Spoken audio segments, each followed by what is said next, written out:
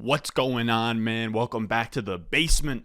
I'm Ron. That feels good to say. It's been an absolute minute since I've hopped on the mic and, talked football. I know I hopped on here on Monday, talked some March Madness, but it's been a while since I sat down with, a show outline, a lot of research, and brought you guys a nice video. And we're going to be doing this more often, fellas. From here on out, this is I'm calling this like the soft launch of, the offseason for us, where we're going to do, I think, like 4 videos this week. We're going to try and kick it up to 5, and then we're going to try and get almost daily, bring you guys a lot of really, really good content. Now, for today, we're going to go out here and give you some wide receiver trade targets. Now, the problem is that I actually sat down to write an outline I had 3 wide receivers that I wanted to talk about. The thing is that the actual act of outlining a video and doing all the research, I haven't done that since January. So it's kind of like a rusty muscle. And I sat down and I started doing research on the first wide receiver, and I ended up having like 3 pages of notes, and I was like, okay, that's pretty much done. So this is going to be a singular player breakdown. We're going to get a little bit of suspense. I'm not going to tell you who it is yet. We'll say that on the other side of the intro. But this is a guy that you should be trading for in all of your leagues. He's a little bit more of a premium asset, so it's tough to acquire him, but he's someone that you should be sending out feelers for in case if the owner is souring on him in any way. Now, with that being said, make sure you go down below, subscribe. We're going to be doing videos like this all Dynasty offseason from now through the NFL draft, and then after that, we'll kind of, shift gears to redraft. But we're going to be bringing really, really good content. The reason I took that big break is because I've been doing stuff on the back end to create really good content. I sat down, made 3 prospect models for the quarterbacks, tight ends, quarterbacks, wide receivers, running backs. We'll go into all of those. I'll break down kind of the lessons learned from that and, kind of the information that I gathered from building models. And I was doing some other stuff on the back end. Now we're reeling it back in, finally getting back to talking football on the mic. Missed it so much. Without further ado, let's go. Thirsty, trying to choose. I know I'm pretty cool. My nitty bag. Now, the wide receiver we're talking about today, he is going off the board on Keep Trade Cut, which is a really good website to kind of accumulate, at the very least, public opinion. It's kind of like ADP, but they take into account, the people's opinions on players. So they kind of crowdsource these polls where it's like, which player would you rather have?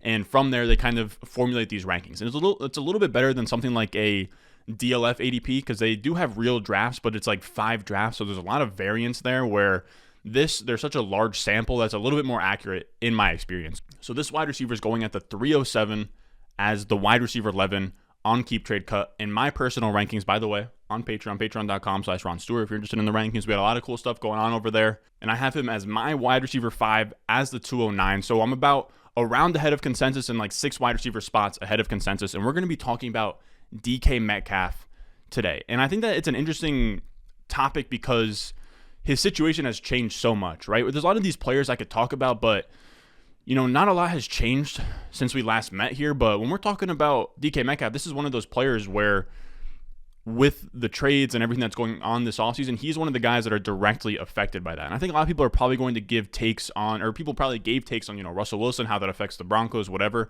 But in terms of Dynasty, I think that we're overreacting a little bit to DK Metcalf. Now, I'm going to sit here and acknowledge, kind of like the 8 Mile rap where he goes out there and he disses himself. Let me acknowledge kind of the negatives on DK Metcalf's profile. He just lost Russell Wilson, and that's a massive deal, right? He now has Drew Lock at QB.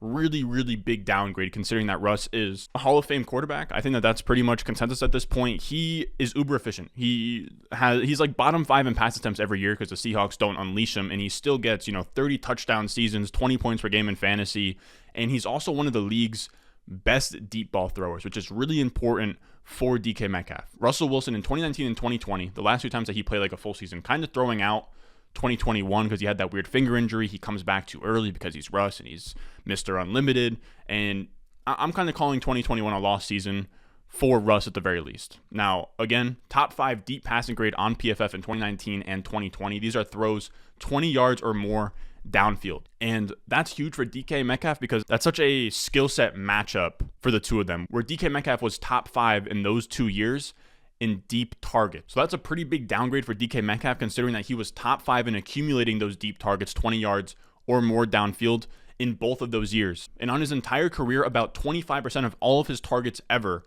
have been 20 yards or more downfield. So again, his skill set and Russ really match up. And now the reason I left out 2021 is because to me, it's largely a throwaway year, right? We had Russ. He had, I would say like a good to great first 5 weeks. Then he had that finger injury. He comes back too early.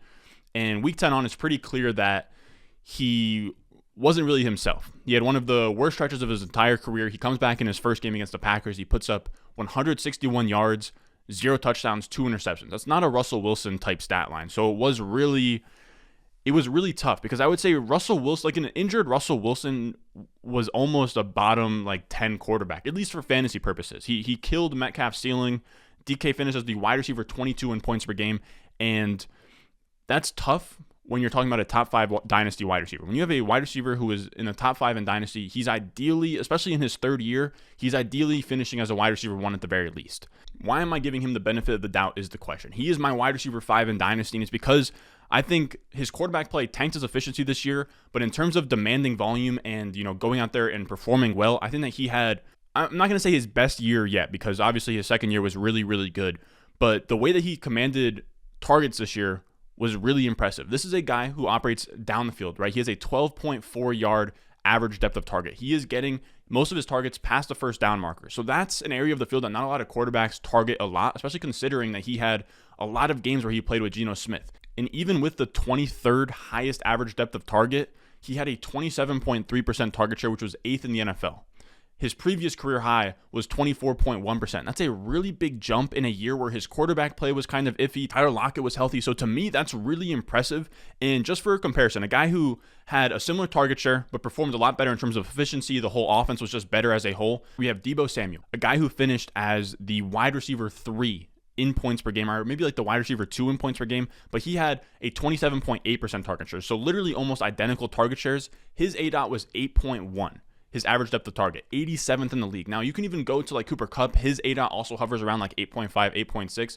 I'm just trying to show that these guys that command, that 27%, 28%, 30% target share, a lot of them operate behind the first down marker because it's a lot easier to just feed them targets. So I think it really shows how impressive DK Metcalf was at, getting open, demanding targets, because as we know, we've explained it a bunch of times, but earning targets is a skill, right? Targets just don't go to random players. We saw that with Marquez Callaway. Michael Thomas goes down, Marquez Callaway doesn't become a random wide receiver 1. Targets are earned in the NFL, especially when you have a quarterback like Geno Smith, where he's probably someone that isn't afraid to let it fly, but a guy who hasn't started in 3 years, targeting that depth of the field with DK Metcalf, having that kind of trust with him, I think it shows a lot, how well he was playing individually, right? The efficiency wasn't there. The balls he was throwing weren't great, but I think the 27% target share is really impressive given that he had a top 12 finish the year before on only a 24% target share. So in 2021, DK Metcalf with that target share only finishes the wide receiver 22, right? So he was the wide receiver 8 in target share, wide receiver 22.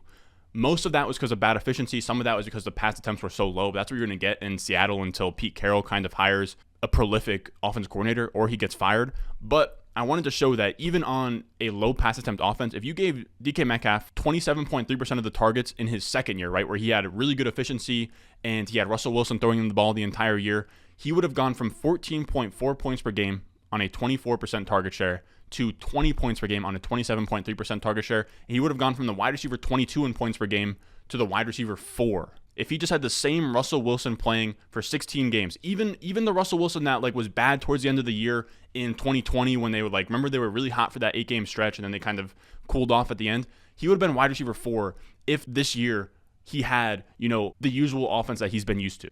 And I found that out using just his, fantasy points per target and just kind of calculated how many targets he would have had this year given if he had Russell Wilson, behind center the entire year like he had in 2020. And I want to say that that's an interesting exercise. I just kind of want to highlight the ceiling, right? He has top 5 wide receiver upside. He would have had that this year had he just had a normal offensive environment, or I guess it's a little bit better, I would say above average to elite offensive environment with Russell Wilson, but it highlights his ceiling, right? In just his third year, he could have had a top 5, 20 point per game type season. And obviously, if my aunt had balls, she'd be my uncle. So there's a lot of, woulda, coulda, shoulda type stuff with that type of exercise. But I think it is interesting just to kind of note that DK Metcalf played well. I think he was just let down by the outside circumstances of Russell Wilson getting hurt and then Russ coming back too early and him having to play with Geno Smith.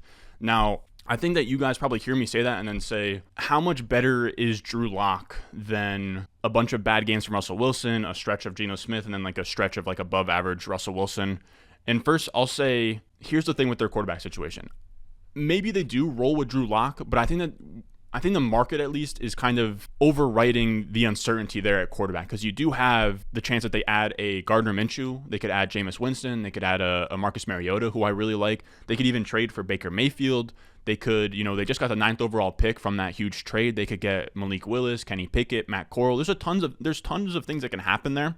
And in Dynasty, when we're, projecting out into the future, and you have an asset like DK Metcalf, who's only 24 years old, I care a little bit about year one, but unless if you're a win now asset like a Keenan Allen, like a Mike Evans, like a DeAndre Hopkins, I would say most of the weight that you have from me in terms of a dynasty asset doesn't come from this immediate year. And you have a lot of teams out there like the Broncos, who last year you could have written off, Sutton, Judy, whoever you want on that team. Say, he has Drew Lock, the quarterback sucks, Teddy Bridgewater sucks. It's not going to get, any better. And then Russell Wilson comes along. Now, I'm not saying that they're just going to land, a Deshaun Watson level quarterback, but the NFL is so random, right? You could have said the same thing with Chris Godwin and Mike Evans, right? Jameis Winston's gone.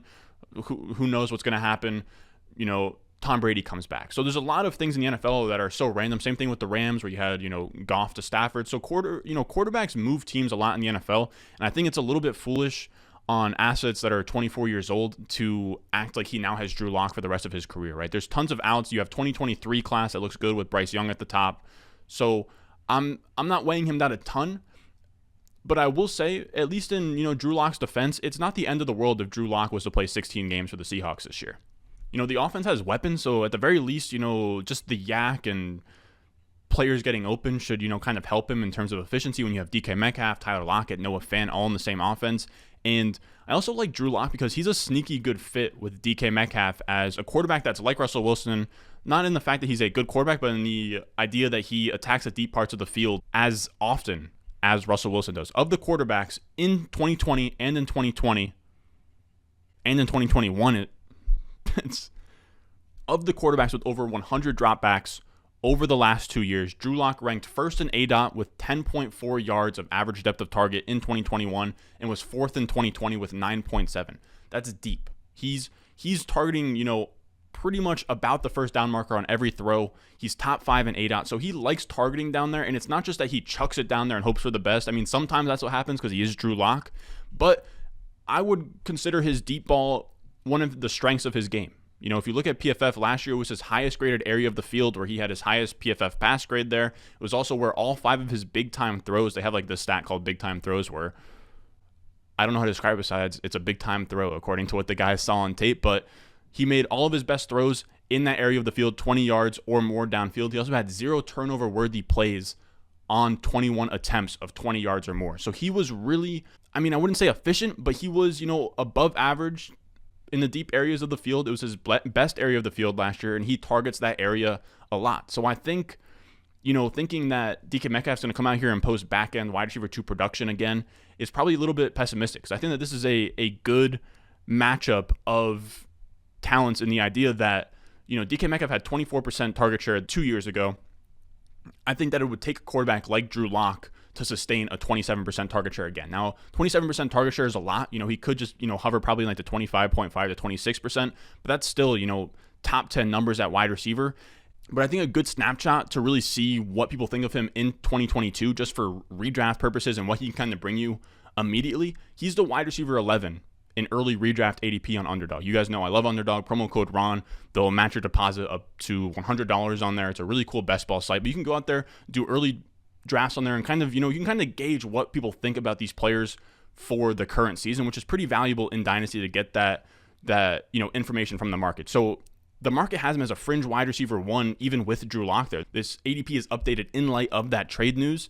And if we want to zoom out, because it's Dynasty, right now, he is expected by the market to be a fringe wide receiver 1, and he's only in year 4. He's 24 years old, and that's good enough for me. He has 1 top 12 finish. He has a top 24 finish through 3 years. He's shown that he can command an alpha target share with 27% target share on his resume. It's a really strong profile, and he goes out here, he puts up, a fringe wide receiver 1 season. I think that he's young enough and insulated enough. People love DK Metcalf enough that on the market, he's wide receiver 11 right now, but if he goes out there and he puts up a wide receiver 1 season, I would kind of be shocked to see him fall, outside of the top 7 Dynasty wide receivers. I think that he would probably move back up if he just puts up a wide receiver 1 season. Everyone kind of, sees him as, what he did last year as a back-end wide receiver 2 is kind of souring on him. I think people are kind of overcorrecting a little bit. The reason why I would value DK Metcalf as high as I do is I think that his wild athleticism, the size, speed stuff, you guys have all seen DK Metcalf with his shirt off, 6'4", 228, runs like a 4.3. He has that, Julio Jones type career arc in his range of outcomes where he could have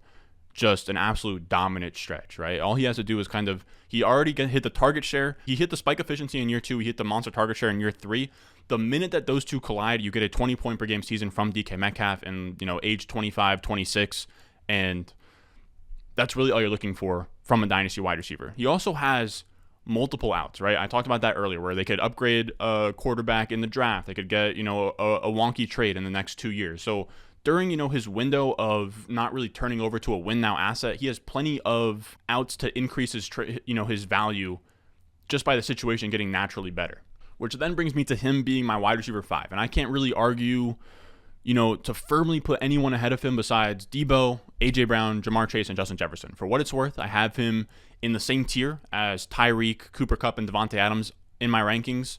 So if you skew towards win now and you prefer, Kupp, Devontae, Tyreek Hill, that's completely fine. But in that area is where I have him, and that's still not really where the market values him. Now, for this final part, right, we obviously understand we're buying DK Metcalf. Now, the thing is like I could just say, buy DK Metcalf, but without giving any, context of what kind of value I'm willing to trade for him, it wouldn't be an actionable video. So we're going to kind of break down. I have what I would trade in terms of rookie picks, an example of trading away a running back, an example of trading away a wide receiver for DK Metcalf. Now, first up, we're going to talk about the pick. I like this trade. I wanted to keep trade cut to kind of see what they thought, and they said you could do the 106 and Devin Singletary for DK Metcalf. And I like the 106 as a pick to pivot off of. I wouldn't do it this far out, but if you're on the clock in a rookie draft and in any order, I don't know how you have them ranked, but Malik Willis, Breece Hall, Treylon Burks, Garrett Wilson, Drake London. Those are my big 5. I have them all in like a top tier. Once they're off, and then there's a pretty big fall off to whoever you want between Kenneth Walker, Spiller, Coral, Jameson Williams, Olave at that point. I think there's a really big tier gap between the two. And if you have a guy in your league that, there's a lot of people that love Kenneth Walker and Spiller.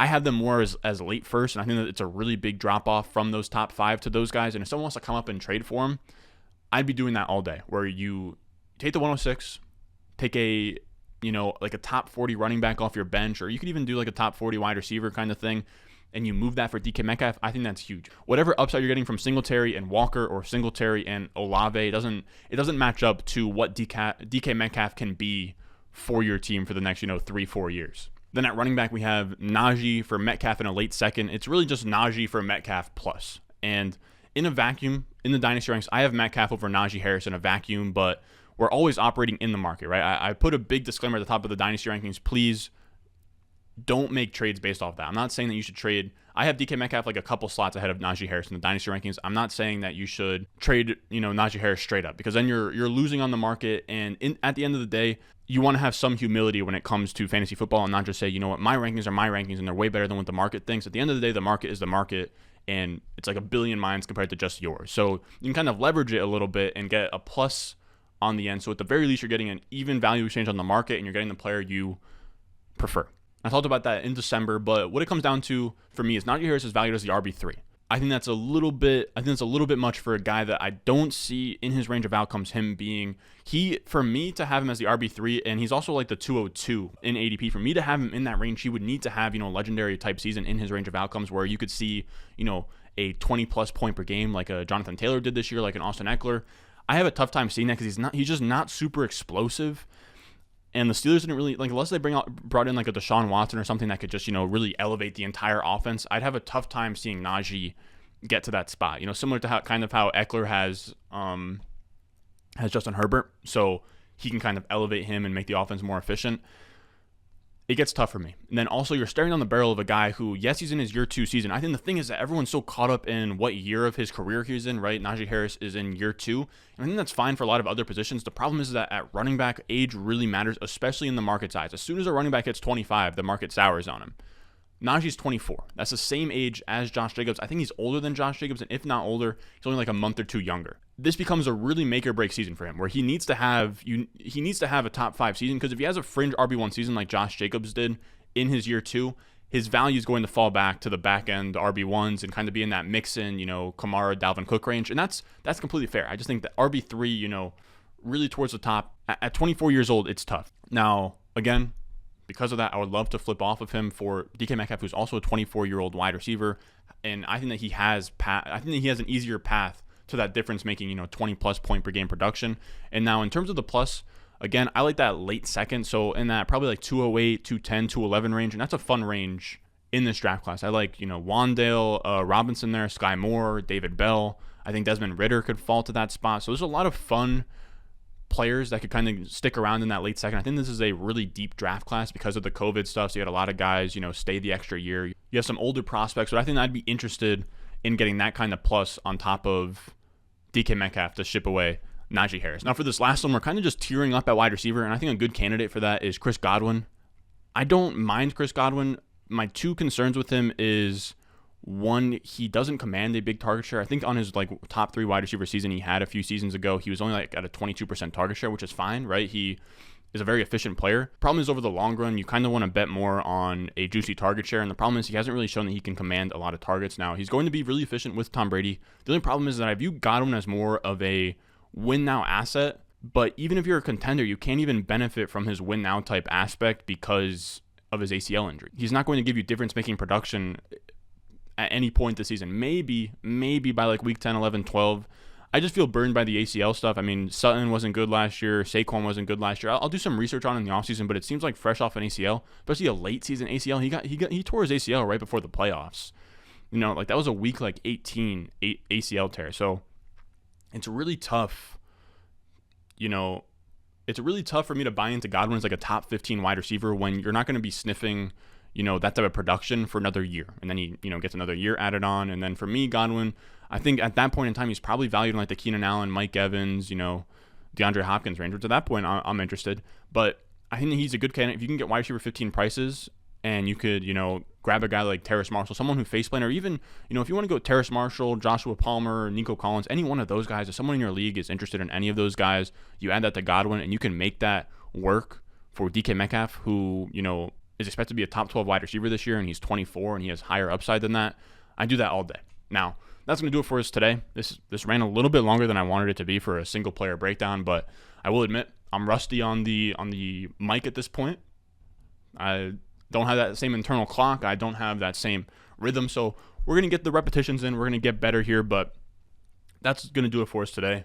As always, if you enjoyed this video, make sure you go down below, subscribe, leave a like, and as always, or actually, I want to say, I'm going to start putting these videos on my podcast, right? So the audio form. I personally, when I listen to fantasy football stuff, 99% of it, I listen to it through audio, when I'm driving and stuff. So I really want to, I'm making it a goal to put all of my videos on the podcast. And that link will be down below. I want to say I have the Apple Podcast and the Spotify link in the description. So if you're someone that likes to listen more than you like to watch, that's down there for you guys. Now, with that being said, I'll see you guys in the next one. Foolies glad I'm home. Even my haters kinda glad I'm on. Rest in peace to my vagabond. Rapper, song, singer, suspended, subpoena from misdemeanors. Dreamer, held back asses, Loki still a